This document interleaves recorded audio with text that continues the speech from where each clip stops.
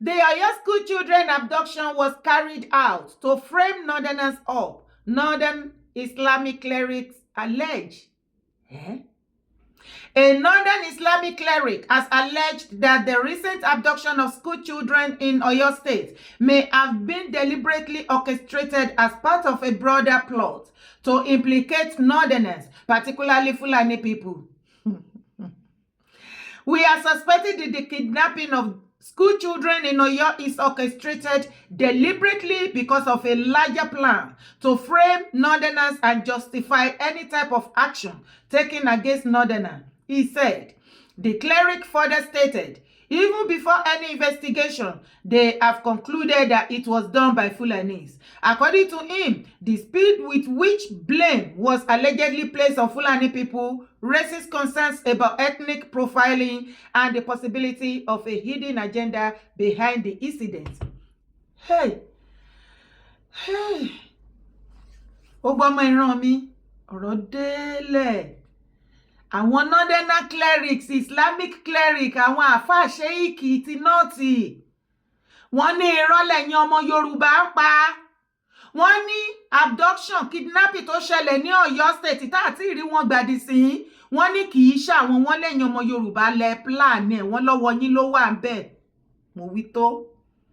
Mo ní bá ṣe ṣe yọ́bọ̀ nílẹ̀ Yorùbá àfikàn tó kù ṣe ra wà.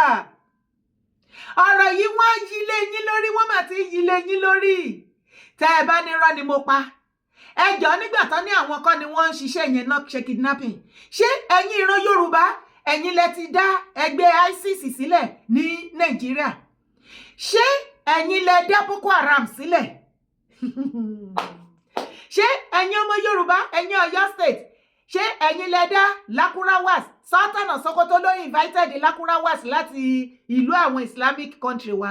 Ṣé ẹ̀yin Yorùbá wọ́n ti yí lé yín lórí o? Ọ̀rọ̀ tí ń bẹ́yìn yọ fún yín o. Ṣé kì í ṣe pé bí ọ̀rọ̀ yìí ṣe lọ tí Yorùbá ṣe ń ṣe ọ̀tẹ̀ tó yan àbòsí àti ọ̀tẹ̀ láàyò àti rádaràda? Ṣé kì í ṣe pé ìran Yorùbá náà máa fi kófá tó wà nílẹ̀ Nàìjíríà yìí báyìí? Ṣé ẹ̀yin Yorùbá ẹ̀yin lẹ dá Boko Haram múlẹ̀, ẹ̀yin lẹ dá Lakurawas, ISWAP, ISIS àti oríṣiríṣi àti níwọ̀n tó ṣẹ̀ ní wọ́n láwọn níwọ̀n àwọn níwọ̀n tí wọ́n ṣẹ̀ṣẹ̀ ṣe kí ni tí wọ́n ṣẹ̀ kúrò lára àwọn bíi Boko Haram, ISWAP tó ya kúrò àwọn ni wọ́n lọ kóra wọn jọ. And these are the set of people tí wọ́n wá ṣiṣẹ́ tó ṣẹlẹ̀ ní Ọ̀yọ́. Wọ́n wá nídìí owó burúkú táwọn máa fi establish kidnapping system wọn ní ilẹ̀ Yorùbá.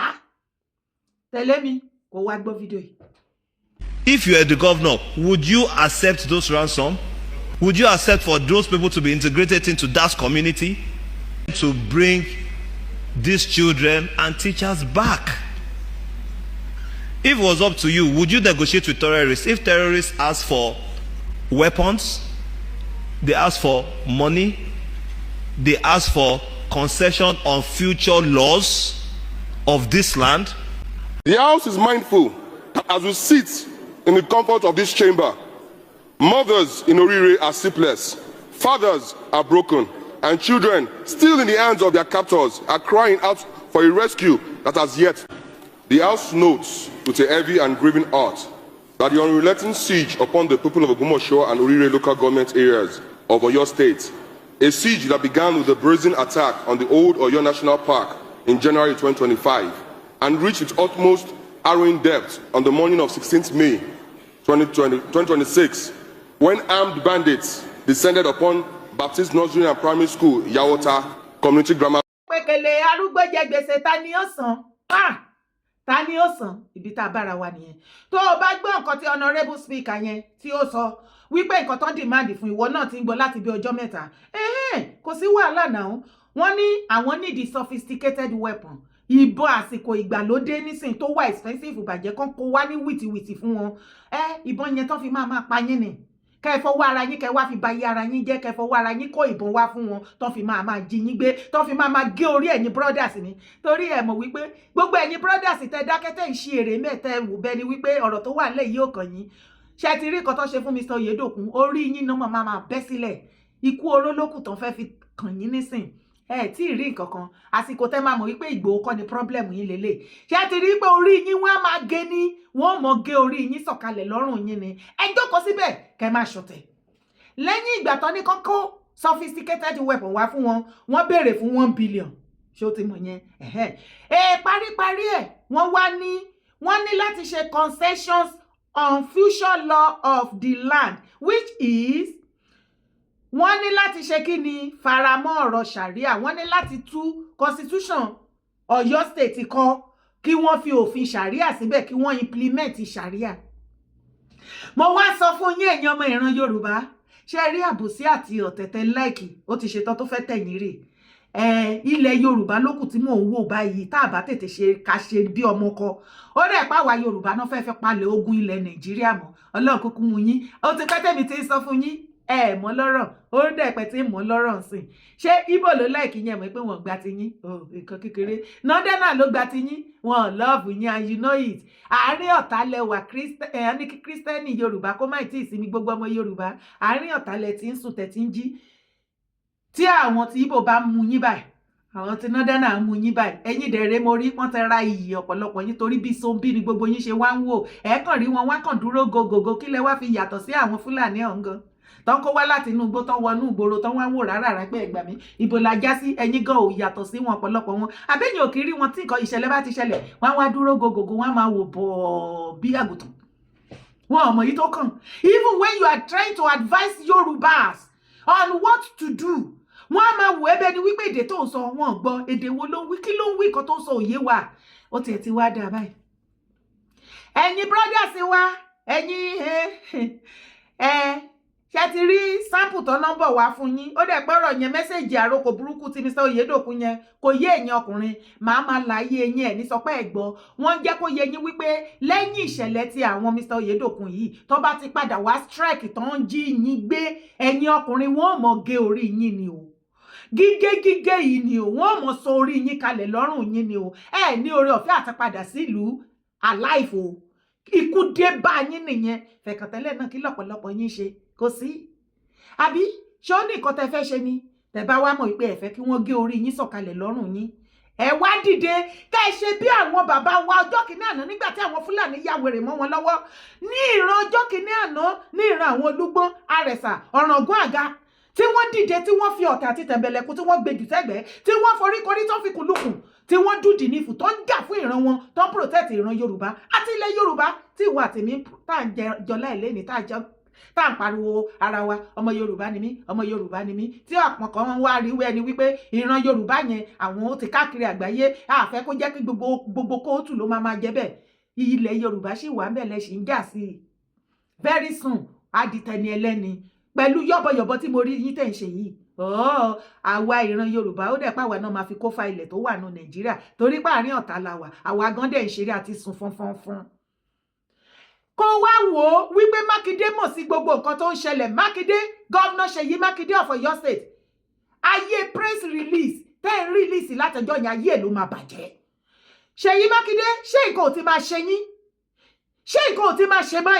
máyìí wà òkè ṣá ṣé ẹ ṣì wà ṣé normal lọ́pọlọ torí tẹ́ bá normal lọ́pọlọ ẹ mọ̀ ìpẹ́jọ́ orí burúkú tẹ́ ń rò tẹ́ ń ṣáná sí kámẹ́rà tẹ́ ń release press release every minute every second òun kan ló bá yín ju pé kẹ́ do the needful mo nígbà tí wọ́n wá operate tán kó àwọn people yìí lọ mo ṣe fídíò mo tẹnu mọ́ dáadáa mo ló ti neat jù ó lọ́wọ́ ara lẹ́nu kì í dẹ̀ ṣe àwọn ará àgbòrò àwọn aráàlú gbẹ́gbẹ́ àwọn sophisticated people tí wọ́n léṣin lẹ́kàn àwọn ni wọ́n pàdé àpòpọ̀ pẹ̀lú àwọn set of people yìí kó o wá gbọ́ kúlẹ̀kúlẹ̀ náà ni wípé àwọn tí wọ́n yapa nu Boko Haram ISIS ISWAP àwọn ni wọ́n kóra wọn jọ tán fọ́ọ̀mù ní group tó wá ṣiṣẹ́ lọ́yọ̀ọ́ wọ́n dẹ̀ ń gé Northern dẹ̀ ti fi mẹ́sẹ̀gì sílẹ̀ ránṣẹ́ sí wa tẹ́lẹ̀ tí mo tún gbé fídíò yẹn tí mo ṣe wípé by the time tó bá true pẹ̀lú wa wọ́n ní ilẹ̀ Yorùbá máa worst ju ti north tí gbogbo wa jọ pariwo lọ ṣé kò ti ń jọ bẹ́ẹ̀ báyìí tó jẹ́ sí pé gbogbo àwọn tó ya kúrò ní gbogbo àwọn terrorist group tó wà ní northern part wọ́n ti wá kóra wọn jọpọ̀ àwọn ni wọ́n fẹ́ wá establish ara wọn sí ilẹ̀ Yorùbá rántí wípé Northern yẹn sọ wípé àwọn ṣéìkì ilẹ̀ Yorùbá àwọn ni wọ́n ránṣẹ́ sí Sultan tí wọ́n wá bá wọn ṣe meeting tí wọ́n invite Gumi wípé kó wá kán bá wọn kó àwọn jihadists tó máa wá fọ́ọ̀sì àwọn ọmọ Yorùbá láti pa wọ́n, tó máa fọ́ọ̀sì wọn láti pé kí wọ́n gba òfin ṣàríà láàyè ká máa practice ẹ̀. Tó bá dé rí eégún àtiró wọlé èèyàn àtiró jáde, ó yẹ kó ti yé ẹ̀ náà. Ìgbà tí ọ̀rọ̀ yìí jáde, mo níṣẹ́ yẹn ti ní ìtìjú. Ìgbà tó máa defend, tó máa sọ̀rọ̀ síta, wọ́n ní gọ́vnà làwọn kọ́kọ́ fẹ́ rí kó tó di pé wọ́n máa sọ nǹkan táwọn fẹ́ gbà. Kí ló àjọṣepọ̀ tó wà láàrin wọn? Mo wá fẹ́ kó tètè rántí wípé a gbọ́ allegedly wípé kó tó di wọ́n gbé Gumi wá láti northern part of Nigeria, àwọn sọ́tà ti ṣe meeting pẹ̀lú Ṣèyí Mákindé. Ṣé ẹ mọ̀ wípé Ṣèyí Mákindé lòun fẹ́ díje fún president, ó dẹ̀ need support àwọn sọ́tà fẹ́ lo Sultan àti Gumi àti gbogbo àwọn jihadists, àwọn northern caliphate, àwọn ni wọ́n dúró lẹ́yìn Ṣèyí Mákindé lọ́wọ́lọ́wọ́ láti fi bojú ìjọba Tinubu jẹ́ àti láti gbógun ti Tinubu. Dẹ̀ sọ wípé kó má díje pé o fẹ́ jẹ president, kí wá làbọ̀rọ̀ wá paráàlú torí pé o fẹ́ joyè, o fẹ́ jẹ president Ṣèyí Mákindé. Ọwọ́ ẹ̀ soak in this, olówó ń bẹ̀. Wọ́n gbọ́ gbogbo ìgbà yẹn tó gbé Gumi wá wípé òbítíbitì owó, ẹ̀dẹ̀ mọ̀ wípé Ṣèyí láìkí owó ju ẹ̀mí ẹ̀ lọ, ẹ̀mí èèyàn òjọ́ lójú bó bá ti rówó bó ṣe wà yẹn fixed deposit ni. Wọ́n gbọ́ allegedly wípé wọ́n gbówó fún kó tó jẹ́ kí gbogbo meeting yẹn kó wá, wọ́n dẹ̀ náà ti ṣe bá ṣe meeting kọ̀ọ̀kan àwọn northern caliphate. Gbogbo information yẹn ló wà nílẹ̀. Tí àwọn kidnapper bá wá sọ wípé okay, àwọn kọ́kọ́ fẹ́ bá sọ̀rọ̀ náà kó tó di pé àwọn demand tó jẹ́ sí wípé after tán bá Ṣèyí Mákindé sọ̀rọ̀ tán, wọ́n jọ wá sọ̀rọ̀ láàrin ara wọn pé kí ni kí wọ́n gbà.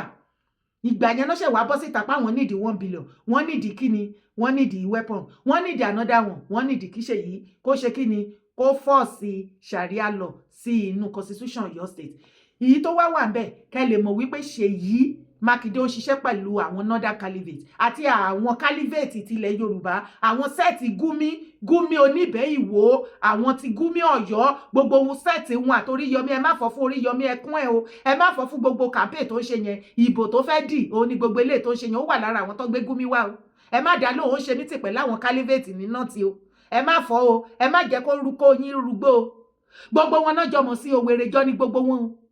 Kí ni àwọn gọ́fúnà wa ń ṣe nísì tí wọ́n ti arrest gbogbo àwọn tí wọ́n invite Gumi, gbogbo wọn tá a rí inú fídíò, picture, everything. Tó by now ó yẹ kó ti arrest wọn for question, nìkan wá ṣàlàyé nǹkan tó ṣẹlẹ̀ gangan. Eégún àtiró wọn wọlé, èèyàn àtiró jáde. Ibẹ̀ ni kọ́kọ́ là ń lọ ti mọ̀ náà. Mo ní ó mà ti wá lẹ́tìkẹ́, ọ̀rọ̀ yìí mà ti wá lẹ́tìkẹ́kẹ́. Kí ló ṣẹlẹ̀? Ibo la tún já sí? Ẹni pé ẹ fẹ́ arrest Ìgbòho, kí wọ́n lọ arrest ọmọ ọlọ́mọ.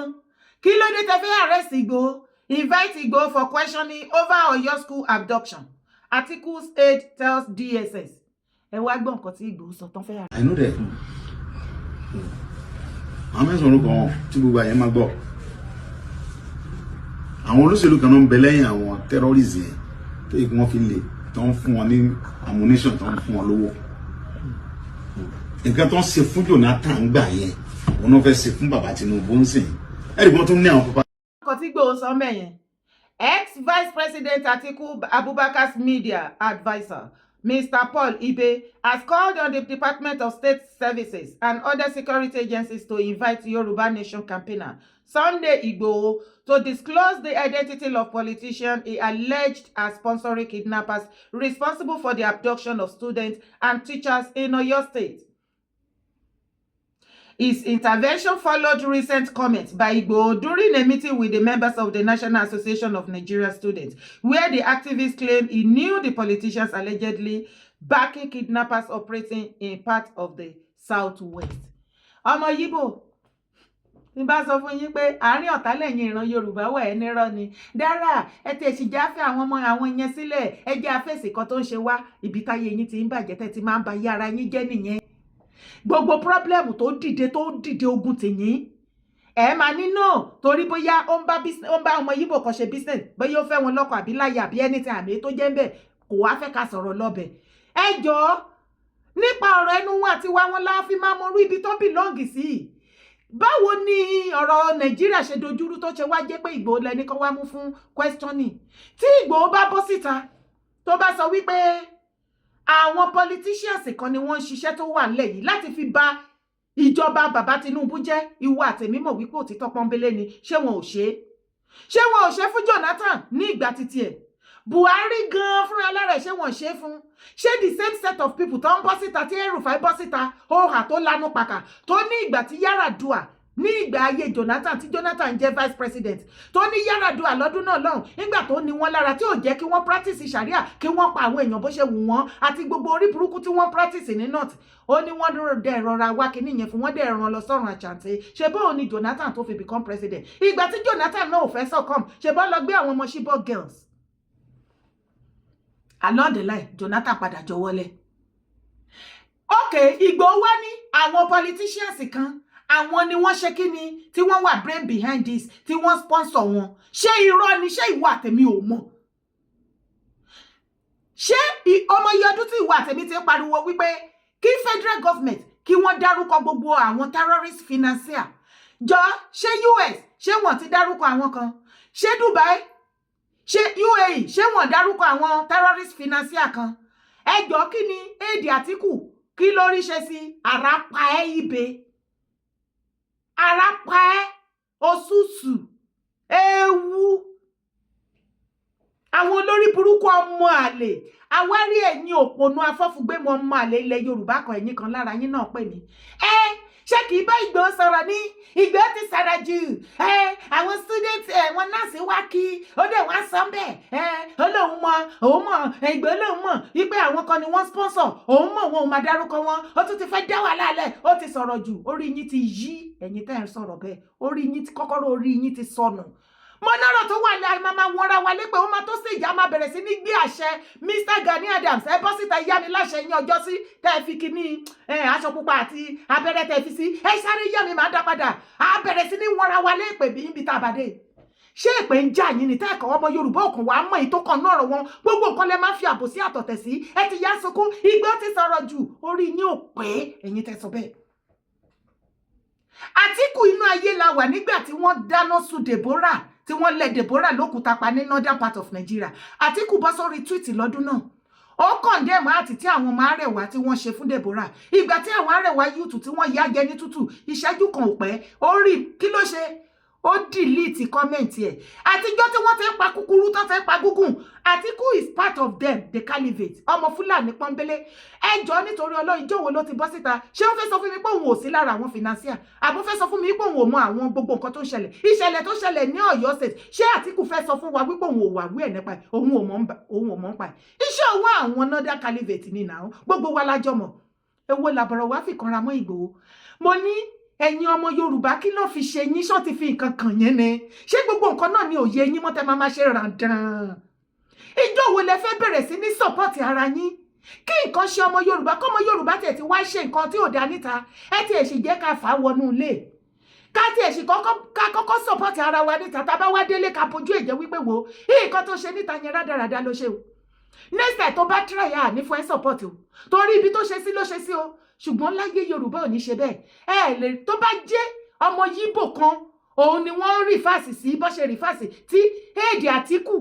tó ṣe rìfáàsì sí Ìgbòho wípé kó lọ arrest ẹ̀ tó bá jẹ́ ọmọ Yíbò náà sọ bẹ́ẹ̀ sí ìwọ àtẹ̀mí ti jọmọ nǹkan tá ti fẹ́ nìyẹn wọ́n á ti jẹ́ okùn ẹ̀mí ẹ̀ with comment ní orí social media fídíò propaganda wọn á tẹ lọ bí rẹ́rẹ́ wọ́n máa dúró ti Àtíkù èdè yẹn ní bí olóbùkú báyìí kó jọmọ Yorùbá ní àbí nọ́dẹ́nà ṣùgbọ́n ìgbà tó ti jẹ́ Yorùbá ọmọ Yíbò ní kí DSS wá àrẹ́sì Ìgbòho ẹjọ́ kí ló dé àti ibè Àtíkù náwá o ibè Àtíkù aid how many times you don send to DSS make dem go arrest the ECN wey dey do the kidnapping for una Igbo land abi you wan tell me Ibe say you no know say many Igbo people dey practice kidnapping for Igbo land lẹ́nu ọjọ́ mẹ́ta yìí now some days ago they arrested some Igbo people for Lagos State practicing kidnapping and your governor one of your governors Soludo he don come out for social media tell us say most of the kidnappers dey operate for Igbo land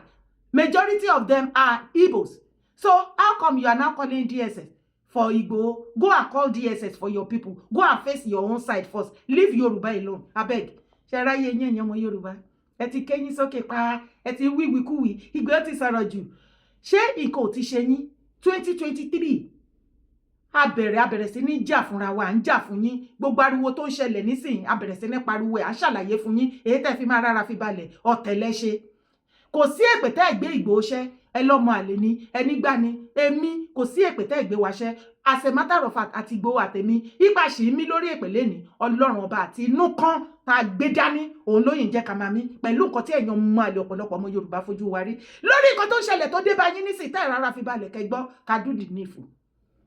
Ẹ lọ́mọ àlè ni wá, ẹ láàárín àgẹ́sì Tinubu ni, ẹ ní àfẹ́rẹ́ ilẹ̀ Yorùbá, ẹ kíní kan ìrànmọ́ àlè ó pé títí ẹ lọ́mọ Yíbò ni mí. Ní 2023 nìyẹn, now 2026 àti Ìgbòho àtèmi àwa sọ wípé kàkà kílẹ̀ kú ilẹ̀ àṣà ni. Nígbà tí Tinubu ti ṣe first time ó máa ṣe second time, we stand with him. Ẹ tún lọ́mọ àlè ni wá.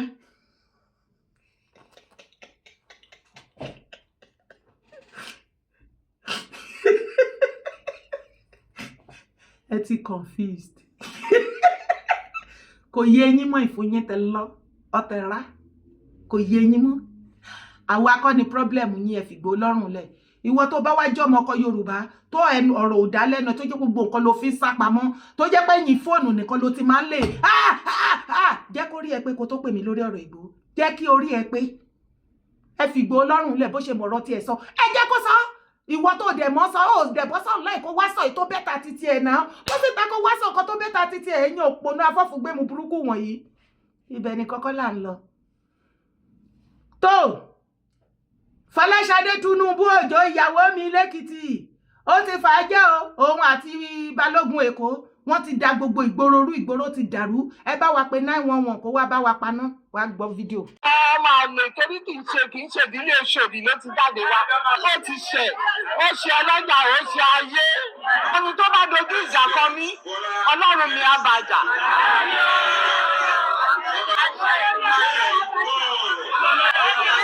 Ọlọ́run á bàjà nítorí pé Ọlọ́run ní ká bínú ká má ṣe ṣẹ̀.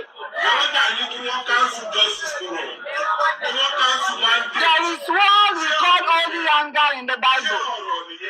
Until that holy anger arises in me, I don't fight anybody. So holy anger yẹn ló arise in us. Ló jẹ́ kí a lè sọ kí lè fi ẹnu mi sọ ìrònú gbogbo ọlọ́jà jáde. So òun wá jókòó síbì kan. Ọmọ àlè torí kì í ṣe ìdílé Òṣòdì ló ti jáde wá. Ọ̀rọ̀ ìjọ bẹ́ẹ̀ náà torí gbogbo àwọn tó jẹ́ bàbá fún wa ní Lagos State yìí ló ti bú ní kọ̀ọ̀kan rí. Kò sí ẹni tí ò bú rí ní Lagos State yìí. Any of our leader gbogbo ó ti bú ààrẹ, ó ti bú Sanwó-Olú, ó ti bú bàbá wa bàbá Eléko. Ó ti bú bàbá gbogbo àwọn tó jẹ́ bàbá fún wa ní Lagos State ó ti bú rí. So àmọ́ ni tó wá gbówó fún tí ò jẹ́ pé fún wọn mọ́ tó jẹ́ àtẹnujẹ mo rò pé ti wà ní kéré. Ọlọ́ṣẹ́ sọ̀rọ̀ gidi tó ní ìyáláyà àwọn eléwé ọmọ ni. Àwọn eléwé ọmọ tó bá lọ tú ìrìn ẹ̀ á mọ̀ pé eléwé ọmọ wà nínú àwọn tó bí.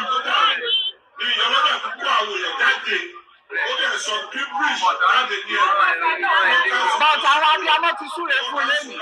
kó máa bá a lọ bẹ́ẹ̀. A mọ̀ pé gbogbo orí ló ṣe é forí kàn. Orí àwọn eléwé ọmọ. Orí àwọn eléwé ọmọ kò ṣe é forí kàn. Ó ti ṣẹ̀, ó ṣe ọlọ́jà, ó ṣe ayé.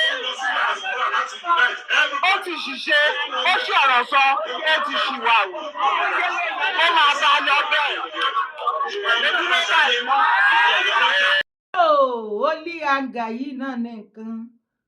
Màmá Fọláṣadé Tinubu Òjó ẹlẹ́ o ìyálọ́jà of universe. Holy anger yìí ni lẹ́múra kankankan. Ẹ jọ̀ọ́ mà.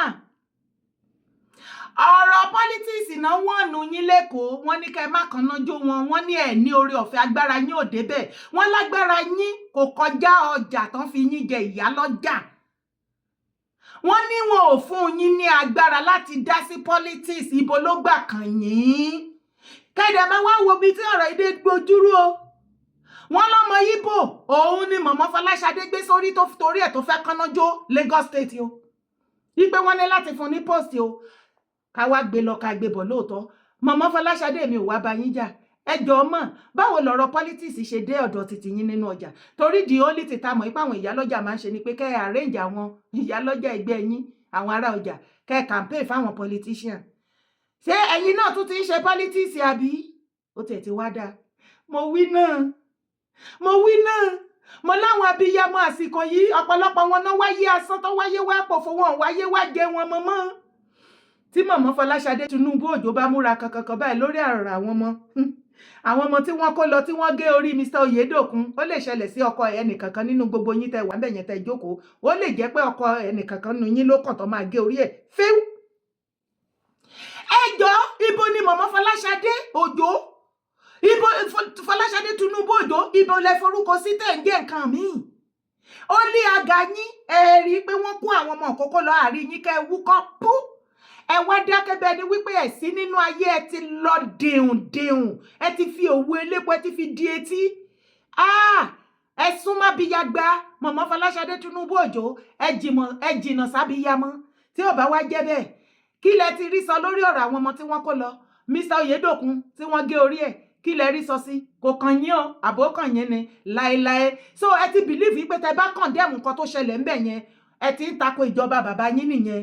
ṣẹ́rí bẹ́ẹ̀ ṣe ń ba ayé ara yín jẹ́ bẹ́ẹ̀ ṣe ń para yín àwa mọ̀ pé kò síbi tẹ́ gbé wúlò fún wa especially woman yìí Fọláṣadé Tinubu mi ì tí ì rí àwọn obìnrin kankan tí mo rí tí wọ́n ever sọ̀rọ̀ ẹ̀ gidi rí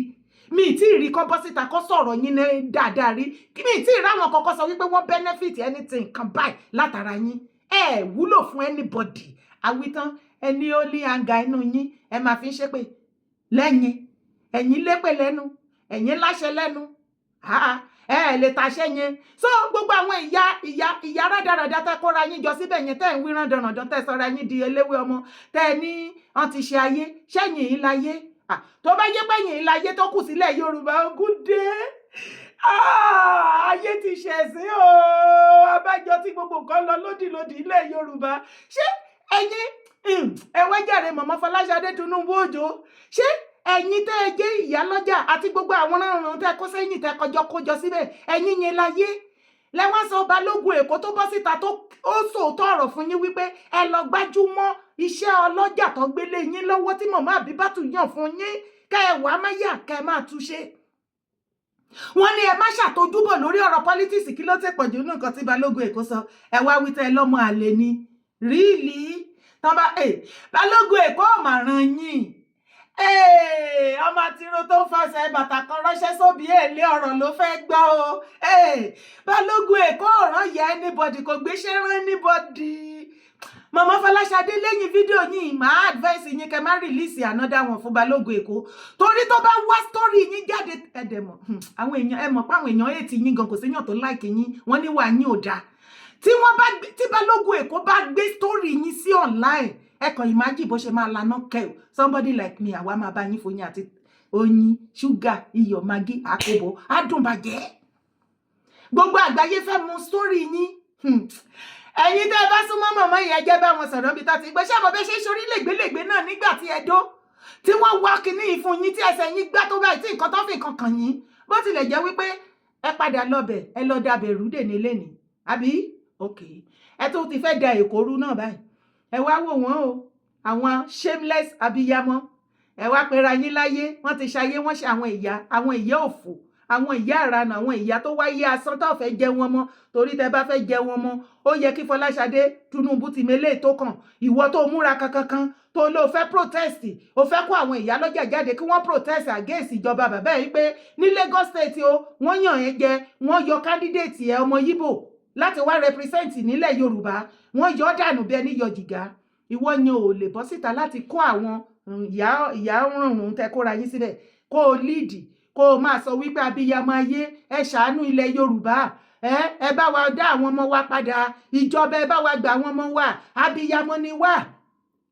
àwa ìyálógun yìí jà ju ọkọ wa ni wọ́n pa tó ń gé orí wọn, àwa ìyá ni wọ́n àtáàkì, àwa la bí àwọn ọmọ tó kó lọ torí ogun tó ń fi ń jà tó fẹ́ bẹ̀rẹ̀ ilẹ̀ Yorùbá ẹ̀ àwọn obìnrin náà dojúkọ. Ó wá pẹ̀rẹ̀ ní ìyálájé àbí ìyálọ́jà of universe, ẹ wá wà useless. Woman yóò mọ̀ pé òun wà useless o, ẹ ní pàtì kan báyìí gidi nídìí ó lọ fi ilẹ̀ Yorùbá, tálẹ̀ ẹ halẹ̀ mọ́, tálẹ̀ wá pariwo mọ́ bí ṣé Balógun Èkó ẹ fẹ́ tẹ́. Afọláṣadé Tinubu Òjó ẹ fẹ́ ṣẹ̀sìn, ẹ wá bíjọ ṣe rò pé gbogbo èèyàn ló ń wá tẹ̀sán yín kiri ni, ẹ rò gbogbo èèyàn ló máa gélé bíbí ti yín tó máa tẹnu jẹ lọ́dọ̀ ti yín, tó máa wá tẹnu jẹ kiri, tó máa ládìí yín kiri láìláì tá.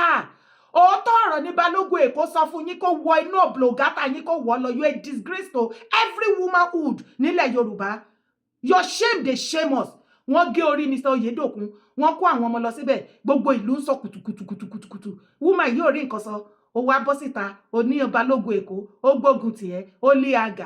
àgà yẹn ò fi ṣépè kó fi bínú kó fi sọ̀rọ̀ òdì sáwọn wèrè tó jẹ́ àwọn ọmọ wa gbé. Ó rí nǹkan kan ṣe, ẹ wá jókòó comfortable, ẹ ń wí rádaràda nígboro ẹnu.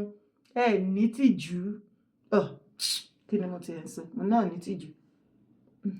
Tinubu family. Ẹ pẹ̀lẹ́ mọ̀mọ́. Mo sọ yìí mo dúró ní orúkọ tèmi ò yípadà, Oyèdárá Kowé ni mo jẹ́. Má gbàgbé láti bá mi ṣètò, má sì gbàgbé láti bá mi drop comment, bá mi like. Bye for now.